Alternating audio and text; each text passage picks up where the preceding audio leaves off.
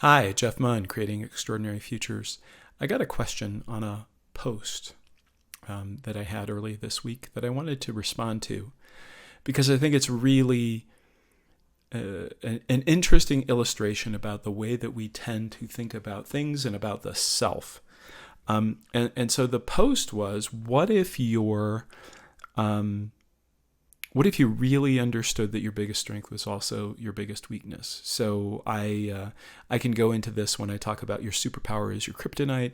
There are lots of ways of framing this, but the idea is that the very thing that's brought you a lot of your success ultimately becomes a limiter.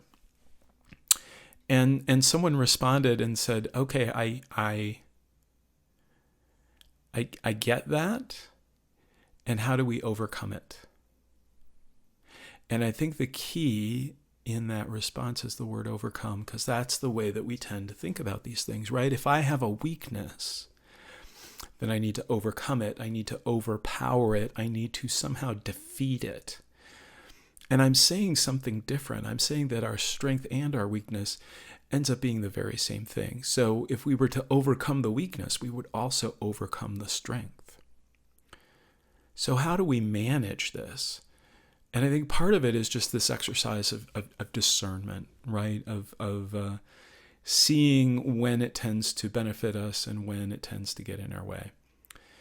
At some point, that becomes not possible. So, for example, if my superpower is being the smartest person in the room, what I tend to do and what anyone tends to do when they have a superpower is they use it. And then if it doesn't work, they try to show up more powerfully from it. So they like double down on their superpower. And if anyone has known someone like me who needs to be the smartest person in the room, when that person doubles down on that superpower, wow, you really just don't, you don't like that person. It can show up in a lot of different ways. One is the subject matter expert who's managing subject matter experts by telling them how she used to do it or he used to do it.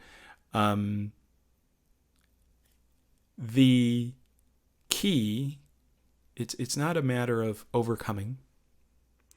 It's a matter of transcending. So there's a lot of adult developmental theory on this. Ken Wilber talks about it if you're familiar with his integral theory. The idea of as we make these leaps in consciousness, right? We see the world in a particular way, and then suddenly we see the world in a different way. And he will talk about transcending and including. So it's not that it goes away, it's that you see it from a different perspective. So one way that I might think about this is if being the smartest person in the room is on one end of a polarity. The other end of the polarity is being the dumbest person in the room, right? And that doesn't seem all that appealing. But then you think about, well, how do I step beyond that? So if you want to draw a triangle, I, up here, am creating this polarity, smart and stupid. In order to transcend and include the polarity, it's not that there isn't smart and stupid. You can, objectively identify those things with certain instruments. But it's that you are moving from needing to be the smartest person to creating the environment in which the smartest solution occurs. So you've gone from being the individual actor to cultivating an environment in which the smartness that you used to provide, that smartness can emerge. And in doing that, what's automatically going to happen is that instead of you being the only possibility for a solution, you've dramatically increased the chances of another solution, a solution that you would have never come up with, and a solution that is smarter than what you would have ever come up with. Now you can take any polarity and see it as, this or that, and also see that you're the creator of the polarity. And what would be the next level up from that polarity? What would transcend but include that polarity?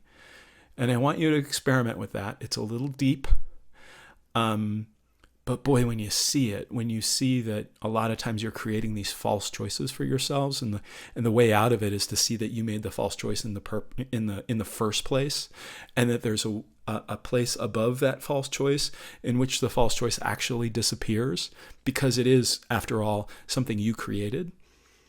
That is a really powerful path toward continuing to lead from a higher place, to continuing to cultivate improvement not only in yourself but in your people. And as you can tell by the way I'm talking about it, it's really exciting to me to explore. So I hope you enjoy that.